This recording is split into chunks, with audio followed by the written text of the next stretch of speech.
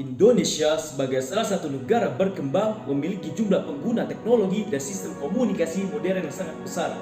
Tetapi sampai saat ini, Indonesia belum memiliki hukum yang secara spesifik mengatur mengenai perlindungan privasi dan data.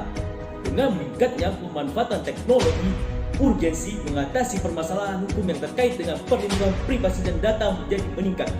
Hal ini disebabkan karena seringkali hukum yang sudah ada tidak dapat bekerja secara efektif dalam mengikuti perkembangan teknologi.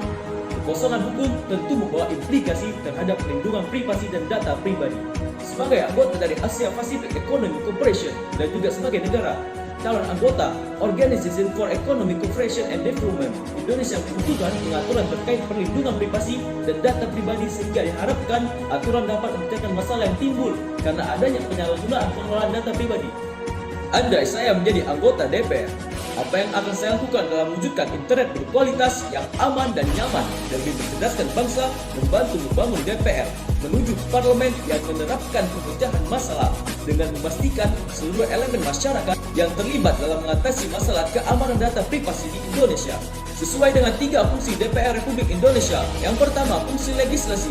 Hal yang akan saya lakukan yaitu menyusun dan membahas rancangan undang-undang terkait undang-undang sistem privasi dan data di Indonesia serta mengkonstruksi pasal 28G ayat 1 Undang-Undang Republik Indonesia tahun 1945 yang diantaranya menyatakan bahwa setiap orang berhak atas perlindungan diri, keluarga, kehormatan, martabat, dan harta benda.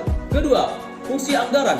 Saya akan memaksimalkan fungsi anggaran yang dimiliki oleh DPR Republik Indonesia dengan mengimplementasikan Undang-Undang Nomor 11 Tahun 2008 tentang informasi dan transaksi elektronik sebagai wujud perlindungan dan kepastian hukum bagi pengguna informasi dan transaksi elektronik. Dan saya akan memberikan fokus anggaran kepada lembaga seperti Lembaga Badan Cyber dan Sandi Negara agar dapat memaksimalkan fungsi sebagai keamanan privasi serta faktor yang dianggap urgent dalam menghadapi masalah.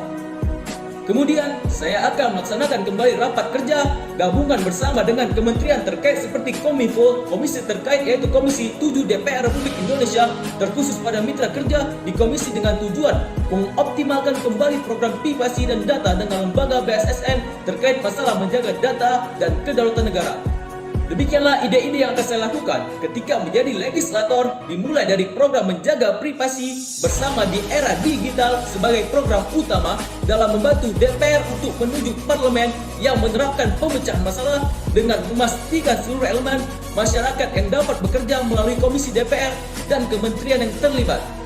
Parlemen adalah wadah aspirasi rakyat. Seluruh permasalahan rakyat harus diperjuangkan oleh para anggota parlemen, termasuk masalah menjaga privasi yang dapat merusak data seseorang.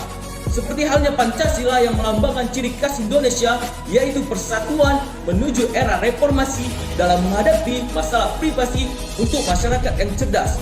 Saya, Gunawan Fadil Effendi dari Dapil 2 Aceh, siap berkontribusi pada Parlemen Remaja 2022. Pilih saya.